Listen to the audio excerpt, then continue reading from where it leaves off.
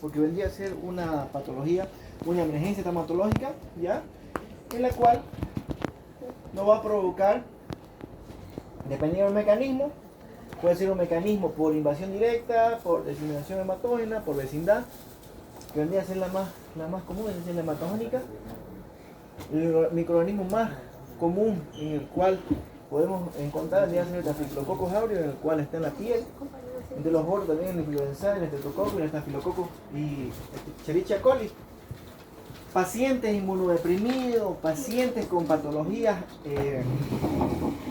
degenerativas, pacientes con VIH, con terapia inmunodepresora, pacientes diabéticos no controlados, pacientes renales, vendrían a ser los principales en los cuales podemos presentar una artritis séptica. ¿Por qué? Porque las defensas que tiene el paciente disminuyen y el microorganismo va ahí a saltar. ¿Cuál vendría a ser el inicio? El inicio vendría a ser una infección hematógena por vía hematógena y va a provocar una infección a nivel del líquido sinovial. Este va a provocar un proceso inflamatorio en el cual puede reaccionar con un líquido seroso purulento o purulento con aumento de volumen y aumento del líquido sinovial. Presencia de pus con destrucción erosiva del cartílago articular y por último se puede dar una diseminación en la cual puede llegar hasta el hueso o presentar una fistolización a nivel del tipo de articulación, en este caso puede ser la rodilla. Tratamiento puede haber una resolución completa o con pérdida parcial de la mayoría del cartílago articular, pérdida del cartílago más anquilosis o destrucción del tejido óseo en sí. En pacientes pediátricos podemos tener una lesión a nivel de la placa epifisiaria cartilaginosa y la cual puede dañarse en su totalidad. Podemos tener un proceso inflamatorio, como ven en la primera imagen, en la segunda un proceso inflamatorio con una destrucción parcial del tejido cartilaginoso, una lesión completa del tejido cartilaginoso y una anquilosis de la medias de la articulación, pérdida de toda la superficie articular.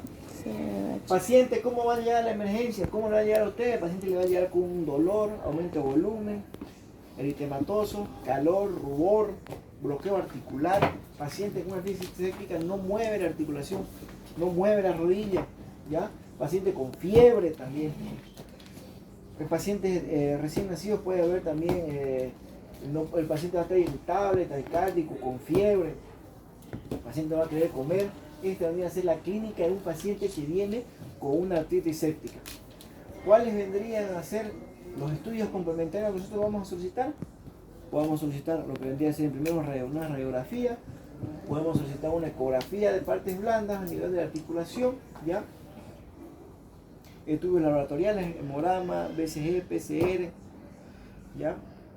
Esos vendrían a ser los principales y uno adicional a esto, se realicen la artrocentesis. En la artrocentesis, dependiendo qué líquido saquemos, vamos a retirar el débito y ese débito lo vamos a mandar hasta hacer cultivo. Un cultivo, una química y lo que vendría a ser nutrición de grano y una citoquímica. ¿Cuál vendría a ser un diagnóstico diferencial de esta artritis séptica que siempre se puede confundir? El principal vendría a ser la sinovitis transitoria. ¿Ya? ¿Cómo vemos esto? Estos diagnósticos, dolores a niveles de tipo de articulaciones que podemos comparar con una artritis transitoria en la cual no hay proceso inflamatorio, solamente hay un proceso inflamatorio a nivel de articulación sin que sea infeccioso. ¿Ya? Hay criterios que en los cuales nosotros tenemos que tomar en cuenta, los criterios de Kocher, que vendrían a ser los principales para poder diagnosticar a un paciente con artritis séptica, entre los cuales el paciente tiene que venir con una fiebre mayor de 35 o 38.5 grados, paciente con cojera, con bloqueo articular que no puede mover articulación, paciente con una BCG mayor a 40, una leucocitosis mayor a 12.000 células, ¿ya? Y según el porcentaje de predicción, si tenemos uno, si no tenemos ni uno de estos patrones, tenemos un 0,2%. Si tenemos un factor, tenemos un 3%, dos factores 40%, tres factores que comprometan una artritis séptica, ya vamos a hablar del 93 y un casi 100 al 99% de que tenemos un proceso inflamatorio séptico a nivel de articulación, según los criterios de Kocher. Otra característica que teníamos que tomar en cuenta, primero tomamos un laboratorio y se realiza una artrocentesis. en la cual vamos a delimitar todos los porcentajes, todo el débito que podamos sacar de la articulación, ¿ya? Y si tenemos un débito en el cual vamos a retirar de la articulación, vamos a hacer un examen de cultivo antigrama, vamos a hacer un citoquímico y una tinción de Gram. A todo este débito que estemos sacando de la articulación, sacamos este tipo de débito, estamos confirmando que venía a ser una artritis séptica. Es un débito purulento, neto, en el cual está provocando una lesión irreversible a nivel de la articulación, del tejido articular. ¿Cuáles vendrían a ser los drenajes que vamos a realizar? Confirmando un paciente con una artritis séptica, con los 4 factores predictorios que nos están diciendo de que nos están llamando y nos están diciendo esto tiene artritis séptica, ya pueden ser los drenajes por ventana, así como vemos, una irrigación continua, tenemos un lavado continuo, como vemos ahí, y un lavado artroscópico. Se mete el artroscópico, se hace un lavado a toda la articulación, ¿ya? ¿Qué es lo que vamos a hacer primeramente? Esperar, hacemos el drenaje y damos un antibiótico profiláctico hasta que tengamos el resultado del cultivo, para dar un antibiótico específico y sabiendo qué tipo de microorganismo vamos a tener. Teniendo esto, tenemos unos 7-10 días de vía endovenoso del antibiótico y podemos llegar hasta los mes y casi 3 meses de vía oral, ¿ya? Tomando en cuenta que esperando de que no haya lesiones a nivel del tejido articular en la cual no comprometa la movilización, flexo-extensión del tipo de articulación que tengamos. ¿Alguna pregunta? Por ejemplo, ustedes cuando vayan y les toque hacer su provincia, van a ir, no sé dónde lo manden, ¿qué van a decir? ¿Cómo van a hacer si llega un paciente? Si llega un paciente primero con dolor en la rodilla, una rodilla roja, una rodilla con bloqueo, una rodilla caliente. ¿Qué es lo que van a hacer primero? ¿Qué van a hacer ustedes? ¿Llamarlo al doctor Sempertegui, no? ¿O qué van a hacer? Tomar en cuenta los criterios de Kocher es importante, ¿ya? Pero ustedes van a estar en un centro de salud del primer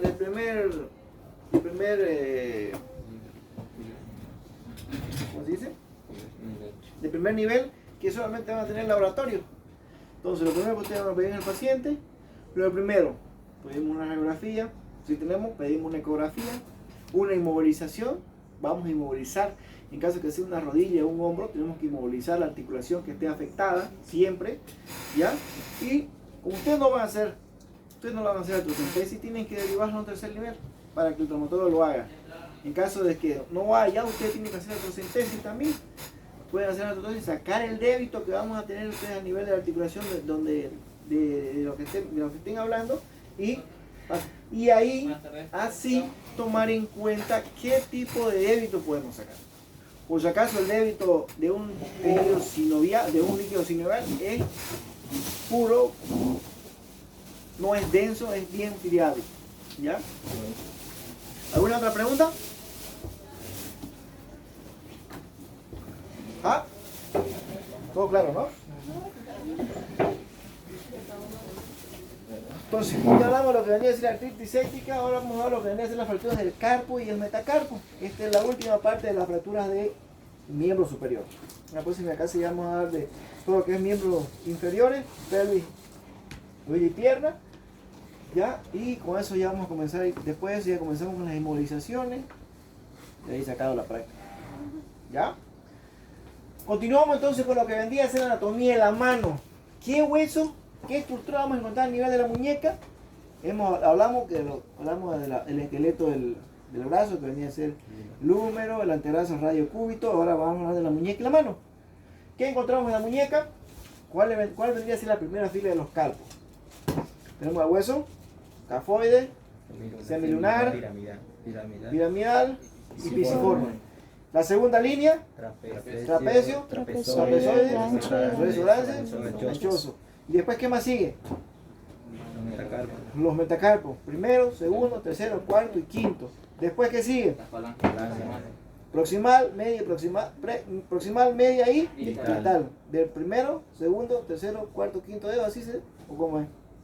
El primero solamente tiene falange proximal y distal. Exactamente, y además tienen de a tres, ¿no ves? Muy bien. Importante tomar en cuenta la irrigación, ¿ya? Dependiendo, por ejemplo, estamos viendo la irrigación del hueso escafoideo, que vendría a ser el principal, el hueso que tiene más incidencia en fractura de la mano o de la muñeca, vendría a ser el hueso escafoide. Seguido de lo que vendría a ser el hueso semilunar, después viene el piramidal y después sigue el trapecio. Así más o menos va el ranking de cuáles son los que más se lesionan. ¿Ya? Como decíamos, es el más común. ¿Cuál es el que le sigue? El semilunar, piramidal y siendo el menos frecuente el trapezoide. ¿Ya?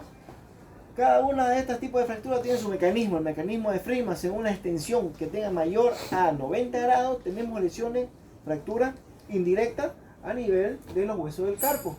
Eso también lo hablamos cuando hablamos muñecas, ¿se acuerdan? La clínica del paciente. El paciente va a venir con dolor, aumento de volumen, debilidad en la muñeca, dolor a la flexoextensión, dolor a nivel de la palpación, a nivel de la tabaquera anatómica, el principal signo de una fractura de escafoide. Dolor a la compresión del dedo pulgar, dolor a nivel de la compresión axial del pulgar, dolor a nivel del tercer y el cuarto metacarpiano también, ¿ya? Y las maniobras de desplazamiento del escafoide, que vendría a ser la maniobra de Balson, es importante para poder ver una lesión a nivel de este mismo hueso. La morfología del escafoide posee una morfología muy irregular y los escalones fundamentales vendría a ser uno de las principales en la biomecánica del carpo. ¿Qué estudio vamos a solicitar para que podamos diagnosticar una fractura de escafoide? Una anteroposterior y lateral de muñeca, una posterolateral de lo que vendría a ser con 45 grados de desviación cubital y también una oblicua a 45 grados de la muñeca, tomando en cuenta todos los cortes estos. Viendo un desplazamiento a nivel de lo que vendría a ser el hueso, del tipo de fractura del hueso escafoideo, podemos ver en la primera imagen un desplazamiento una fractura sin desplazamiento. La segunda, un poquito más de desplazamiento, y la tercera solamente con una cortical dañada. Aquí tenemos una fractura de cintura, de todo lo que vendría a ser la cintura del escafoide, con un desplazamiento total, al igual que aquí, que vendría a ser una tomografía computarizada. Entonces, ¿qué estudio solicitamos? Radiografía, podemos solicitar la radiografía, podemos solicitar la tomografía, y la cual nos pueden dar los tipos de lesiones. ¿Se acuerdan la regla de 2? ¿Se acuerdan la regla para tomar la radiografía? ¿Cuál es la regla del 2? Dos articulaciones, dos proyecciones, dos en diferentes tiempos, ¿no ves? Esta es una de las características de la fractura del escafoide que podemos solicitar en diferentes tiempos, una semana después, una semana después. Cuando no tenemos la posibilidad de tener una tomografía, tenemos que solicitar una radiografía de las mismas que le hemos dicho, AP lateral con desviación cubital o con oblicua a 45 grados, a la semana siguiente, para ver si tenemos una visión más específica de lo que vendría a ser una fractura del escafoide. ¿Cuáles vendrían a ser las clasificaciones? Tenemos dos tipos de clasificación. La clasificación de Herbert, que vendría a ser la más completa, y la clasificación de Ross, en la cual la de Ross nos va a clasificar dependiendo del trazo. ¿En qué lugar está? Lo va a dividir en tres. Lo divide en polo proximal, medio y distal, o tercio proximal, medio y distal. Y dependiendo del trazo, puede ser un trazo transverso, puede ser un trazo oblicuo horizontal, un oblicuo vertical, dependiendo del trazo. O sea, nos clasifica dependiendo de la porción donde sea la fractura y dependiendo del trazo donde esté. ¿Ya? La clasificación de Herbert es diferente. Siéntese aquí. ¿Por qué? Porque nos lo va a clasificar dependiendo de que si la fractura es aguda o si es crónica. Y si es aguda, nos va a clasificar si es estable o es inestable. Cuando hablamos de las fracturas estables, estamos hablando que son las tipo las A1 y las A2. Las A1 que vendría a ser solamente una fractura del tubérculo, y la A2 vendría a ser una fractura de la cintura del escafoide, pero sin desplazamiento. Cuando hablamos de las fracturas agudas, pero esta vendría a ser las fracturas agudas inestables, estamos hablando que vendría a tener la definición del B. Tenemos la B1, 2, 3, 4 y 5. La B1 nos habla de que es una fractura oblicua a nivel del tercio distal. La B2 nos dice que es una fractura en la cintura. Es una fractura en la cintura, pero una fractura con la cintura, pero con desplazamiento. Esas vendrían a ser las B2. Las B3 vendrían a ser las fracturas que son a nivel del tercio proximal, ¿ya? Las B4, una fractura que venga con luxación, y las B5 vendrían a ser la fractura conminuta, del hueso escafoideo. Entonces ustedes se dan cuenta, para que no se olviden, ¿cómo lo está clasificando? Dependiendo de un tercio. Comienzas el tercio próximo, del tercio distal, sube a lo que vendría a ser la cintura, después llega hasta la región proximal. Habla de las luxaciones y después habla de las fracturas comminutas. Y las crónicas, las crónicas que vendrían a formar parte, vendrían a ser tipo C y D. Las C vendrían a ser las que tengan retardo de consolidación. Y las D vendrían a ser las que tengan una pseudoartrosis ya fibrosa o una pseudoartrosis ya esclerosante o esclerosada. ¿Cuál es la diferencia entre pseudoartrosis y retardo de consolidación? El tiempo de la consolidación. Pero el otro sí es más de 3 meses. No. No, es menos. ¿Cuál es? Pseudoartrosis es como que el propio cuerpo piensa que ya lo has consolidado. ¿Es una falsa articulación? Es una falta de articulación. ¿Y cuánto tiempo tiene que Pseudoartrosis son más de 6 meses. No. Tres, Son mayor de a 8 a 9 meses para que uno pueda decir que es una pseudoartrosis. Retardo de consolidación, ¿qué es? Su nombre lo está diciendo. el tiempo. Es el tiempo en el cual estamos hablando de 3 a 6 meses que una fractura no tenga ni un signo, ningún signo de articulación, ni un signo de consolidación, es una. Se llama no unión. Y si tenemos una fractura que tiene pocos signos de articulación, pero el tiempo en el que está el hueso, en el tiempo de consolidación, no da, ¿me entienden? ¿Se acuerdan que yo les mostré una tabla que decía las fracturas de fémur proximal, las fracturas de tibia tienen 6 a 8 semanas, de tanto? Si una fractura, por ejemplo, de muñeca, que tarda más o menos entre 6 a 8 semanas de consolidación, vamos 3 semanas, digamos. Si supuestamente, digamos que vamos 5 semanas, tendría que haber signos de consolidación, ¿no? Si no hay, estamos hablando de retardo de consolidación. Si llegamos a las 6, 7, 8, 9, 10 semanas, que estamos en casi 2 meses y medio, vemos otra radiografía y seguimos viendo, no hay nada. Nada, pero nada. No. Vamos a hablar de no unión, porque no hay nada. Podemos llegar a las 8, 9 semanas ya, 9 meses, que no hay nada. Ya, y ya hay no se ve nada ahí, pero se ven una fibra como si fuera una consolidación, o que sea un signo de callo, y no hay nada, pero el trazo sigue doliendo, el trazo se sigue movilizando, eso ya hablamos de pseudoartrosis. ¿Me entienden ahora? Cuando hablamos de la parte de la consolidación viciosa, ¿no? Ya. Seguimos entonces. Entonces, ya vamos hablando de los tipos de fracturas. Pasen donde puedan sentarse. Ahí asiento allá atrás. Ya. Tenemos criterios en los cuales nosotros vamos a tomar en cuenta para ver si estas fracturas van a ser quirúrgicas. Empújalo. Si la podemos tratar quirúrgica o la podemos tratar solamente con tratamiento incruento o conservador. Los cuales, el principal vendría a ser una diástasis mayor a 1 milímetro en cualquiera de las proyecciones. ¿Cuáles vendrían a ser las proyecciones de una fractura de escafoide que vamos a solicitar? Es una anteroposterior con desviación de 45 grados, una PA con una desviación cubital ¿Ya? y una anteroposterior y lateral. Muy bien. Entonces, en cualquiera de esas proyecciones que ella dice, si tenemos mayor a 1 o a 2 milímetros de desplazamiento, criterio para ser un tratamiento quirúrgico. Un ángulo escafolunar mayor a 60 grados, también. Un ángulo radiolunar mayor a 15 grados, criterio. Un ángulo mayor intraescafoideo mayor a 20 grados, también un criterio de inestabilidad. Entonces, esto vendría a ser los criterios de inestabilidad para que nosotros cambiemos de un tratamiento conservador que estamos queriendo realizar a un tratamiento quirúrgico. Si no hay los criterios si no cumple ni uno de los criterios de inestabilidad, el tratamiento conservador vendría a ser un colocado de un yeso antebraquio digital, en el cual vamos a tener con el pulgar hacia arriba y tal como cual otro yeso y vamos a tener un tiempo de inmovilización más o menos de entre 8 a 12 semanas con el yeso. No saben cómo tener un yeso 8 a 12 semanas. Estamos hablando de casi 3 meses de yeso. ¿Ya? A cualquiera se cansa, ¿no? Supuestamente tiene un seguimiento de consolidación entre del 85 al 90% de consolidación.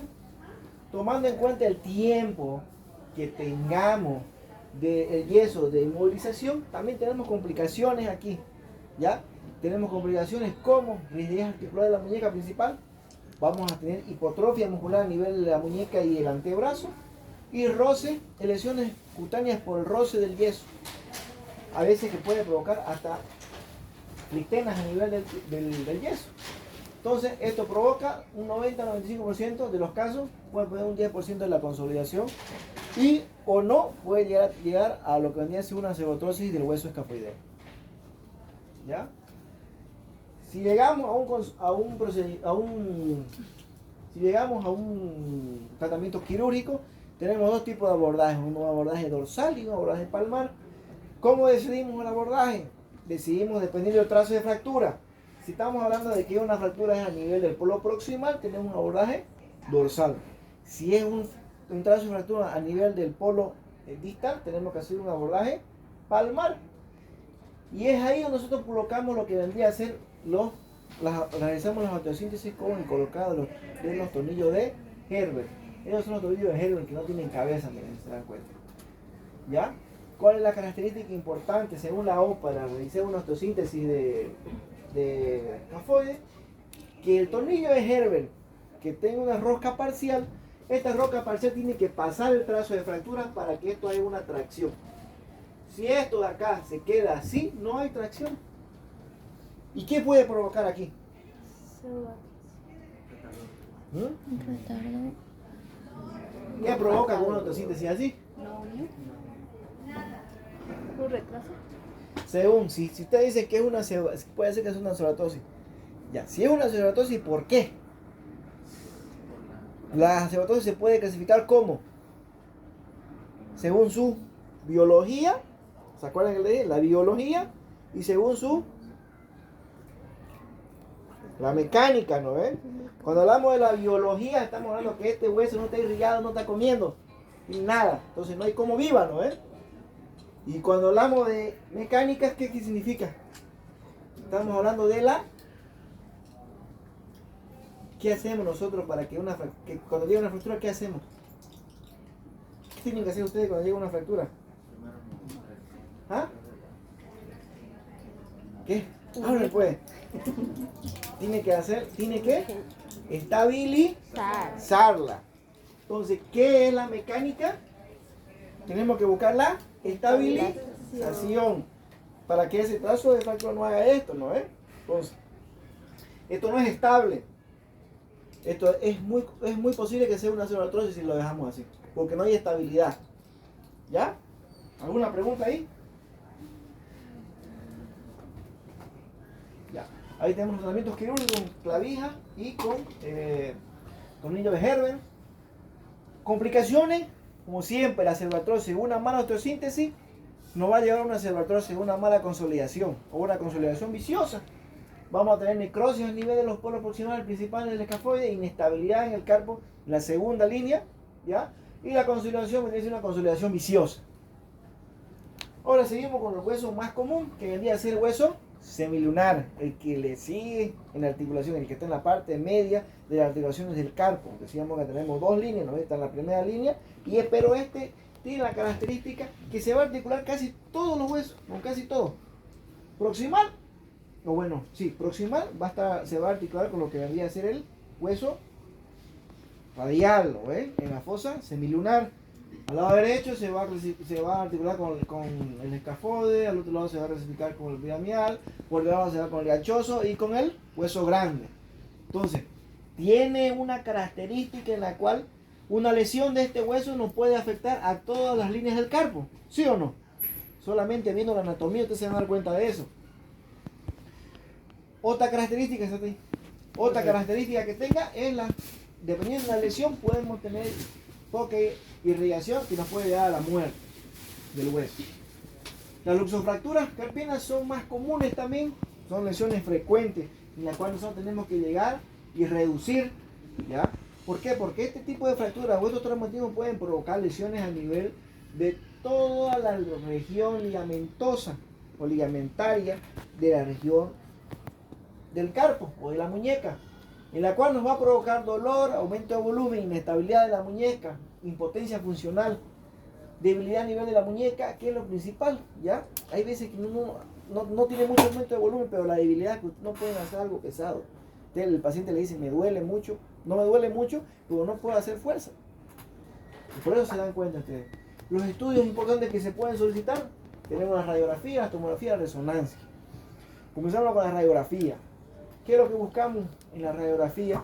Tenemos que buscar arco de Girula. El arco de Girula son los arcos que se van a formar dependiendo de la primera y segunda línea, dependiendo de la primera y segunda línea que tengamos en la anatomía de la radiografía de la muñeca o de los huesos del carpo. Si no vemos nada ahí y seguimos teniendo dolor, una tomografía. Y por último, una resonancia magnética que también nos va a ayudar. Ahí está. Así tenemos que ver una radiografía normal del escafoide o de los huesos del carpo. Con esa alineación. ¿Ya? Signos en los cuales nosotros podamos clasificar una fractura del semilunar, tenemos que ver la separación que tiene que haber entre el hueso escafoideo y el hueso semilunar. Miren el espacio que están dejando ahí. Y los dos huesos tienen que estar unidos, no tiene que haber una diástasis. Entonces el signo de Henry Thomas. También tenemos el signo del anillo, igual. Ahí tenemos las radiografías del perfil en la cual nosotros podemos valorar si es que tenemos nuestro hueso semilunar luxado o no. Entonces esto es una característica importante porque este hueso tiene que ser reducido si es que está luxado, ¿ya? Y al momento de ver este tipo de radiografía, este tipo de luxación, tenemos que reducir este trazo de luxación. ¿Por qué? ¿Qué es una luxación? Pérdida de la congruencia de la articulación. De la A ver, superficie háblenme articular. fuerte. ¿Quién está hablando? ¿Usted? ¿Usted? Hable, fuerte. A usted le estoy hablando, la de lente.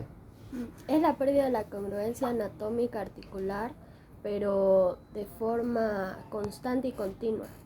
Constante y continua. Eso dice en el libro de Peraza, ¿no? Pérdida de la congruencia articular. Sencillo. Pérdida de la congruencia articular. ¿Ya?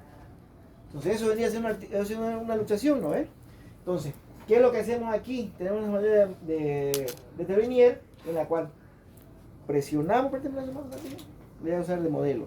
Miren su mano bonita, uña bonita también. Presionamos a nivel de la articulación de la muñeca y a nivel del hueso semilunar, una compresión en extensión, en la cual vamos a presionar, extendemos la muñeca, ¿ya? Y hacemos una flexión continua y fuerte, ¿ya? Tomando en cuenta que podemos también, si tenemos una lesión de esta, provocar una lesión de parálisis de nervio. ¿Qué nervio pasa por ahí? Javier. Mediano. Nervio mediano, ¿ya? Entonces esa vendría a ser una de las características importantes que podemos provocar. Si no podemos tratar o no podemos reducir cerrado, tenemos que entrar al quirófano y abrirlo y reducirlo, pero con el miedo de poder provocar una lesión a nivel del medio mediano. ¿Cuál es el tratamiento conservador aquí? Tenemos que poner un yeso antebraquio palmar en flexión de 10 grados. Si no podemos, agarramos un procedimiento quirúrgico en el cual podemos colocar un tornillo de Herbert también o clavijas Kiesel, estabilizando trazos de fractura. ¿Ya?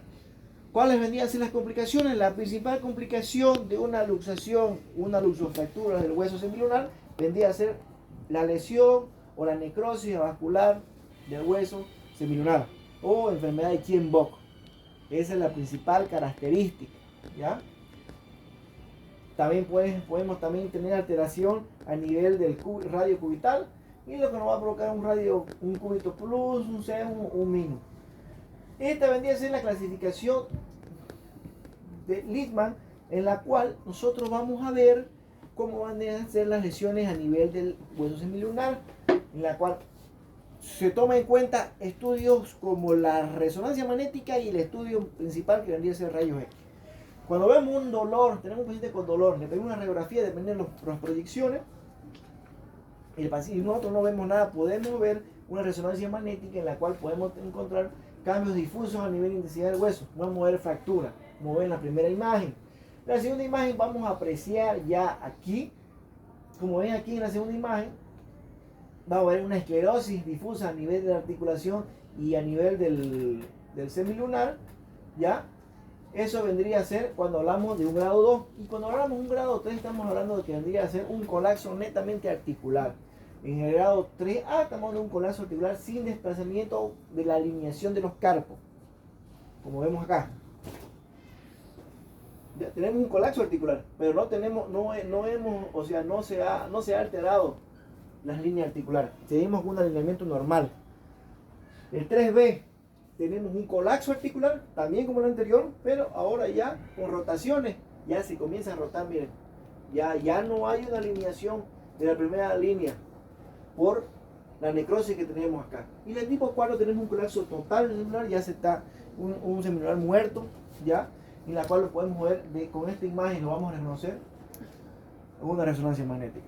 Eso es una enfermedad de Kienbock, ya, una lesión completa del hueso semilunar, en la cual nos puede provocar entonces ¿qué? ¿Qué nos provoca?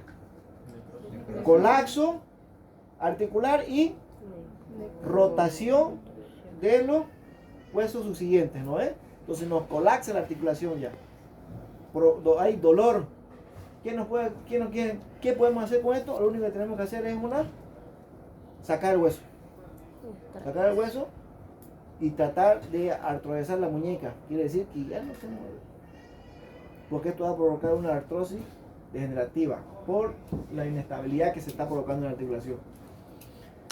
Según la terminología, vamos a ver ahora lo que vendría a ser las fracturas de los metacarpianos. Los más comunes, el segundo y el quinto, ¿ya? Y el más común entre ellos vendría a ser la fractura del quinto metacarpiano, ¿ya? O fractura del boxeador. Tenemos mecanismos. ¿Cuáles vendrían a ser los mecanismos? Directos o indirectos. Los mecanismos directos vendrían a ser como de cualquier tipo de fractura, por contusión, por traumatismo, por lo que ustedes quieran, ¿no? Todo tipo de fracturas tienen esos mismos mecanismos directos. Mecanismos directos que te golpean directo, ¿ya? Por compresión, todo lo que va a agarrar. Y los mecanismos indirectos de cualquier tipo de fracturas, ¿cuáles eran? Por flexión, por compresión, ¿qué más? Extensión, flexión, ¿qué más? Aplastamiento y torsión. ¿Ya? Esos son los mecanismos indirectos de cualquier tipo de fractura. Eso le voy a preguntar yo en el examen. ¿Ya? ¿Qué más? ¿Qué es lo importante que vamos a ver cuando tenemos una fractura de los metas? Que no haya una deformidad rotacional de los mismos a nivel de los dedos. No tiene que haber una rotación. ¿Ya? ¿Cuál es la característica aquí? Presentan dolor, aumento de volumen, esquimosis, principalmente la esquimosis. Ahora, lo que yo le decía de la angulación rotacional. Tenemos cierto tipo de angulación en diferentes tipos de huesos o de diferentes tipos de dedos en el cual nos pueden aceptar el tipo de angulación. Por ejemplo, en el dedo índice y el dedo medio tenemos más o menos 20 grados, hasta 20 grados de angulación para que estos dos dedos no pierdan su acción, ¿ya? Su movilización, su función. ¿Listo? Cuando hablamos del dedo anular y el dedo índice, también tenemos un cierto tipo de angulación aceptable que puede llegar hasta los 45 grados para que no pierda la movilización y la función que tienen estos dedos, ¿ya? Característico siempre, ¿ya? Por ejemplo, aquí tenemos la fractura del quinto. ¿Qué es la fractura del quinto meta? Que algunos le pusieron quinto metatarsiano. Esa es fractura de Jones, no es fractura de boxeador. La fractura del quinto metatarsiano. ¿Ya? No se equivocaron, varios se han equivocado. O sea, y algunos ya le pusieron tarsiano y ya se hicieron los golpes, pusieron una C. Pero bueno, eso es de valer, pero bueno, ya. Entonces, la fractura del quinto, ¿qué se llama? La fractura del boxeador, ¿no? De la base. Otro que quiero que quede claro. ¿Cuáles vendrían a ser las fracturas de Galeazzi, ¿cuál vendría a ser la fractura de Monteggia? Monteggia es fractura del tercio proximal del cúbito con luxación del tercio proximal del radio. Cabeza. Cabeza anterior del radio. ¿Alguien tiene alguna duda de eso? Sean sinceros, ¿quién se equivocó en esa pregunta? ¿Te acuerdas? Hay gente, ¿verdad?, que se ha equivocado en eso. ¿Cuál es la fractura de Galeazzi? La radio. Tercio distal del radio con luxación del ¿Dónde? del cúbito. ¿Dónde? la tercio distal del cúbito. De eso, ahorita. ¿Y cuál es la fractura? Lo presti. ¿Yo les he enseñado eso? No estudian nada. ¿Ya? Entonces esa es la fractura del quinto. ¿Cuál vendría a ser la acción? Tratamiento conservador. Se hace una reducción, se coloca un yeso antebraquio digital. Podemos realizar ese tipo de reducciones, ese tipo de enyesado cubriendo todos los dedos, ¿ya? O también podemos hacer ese mismo enyesado solamente que con las uñas descubiertas. Hay otro tipo de enyesado que yo hago, eso yo no los hago mucho, yo los hago funcional. Así, los reduzco y los pongo funcionales los dos juntos. Así, ¿ya? Funcionales. ¿En qué caso lo harían así? ¿Listo? Si es que la reducción que uno trata o una reducción que uno busca no es la buena, no es la adecuada, entonces te tienen los tratamientos quirúrgicos con colocación de placas de minifragmento, ¿ya? Como ves acá.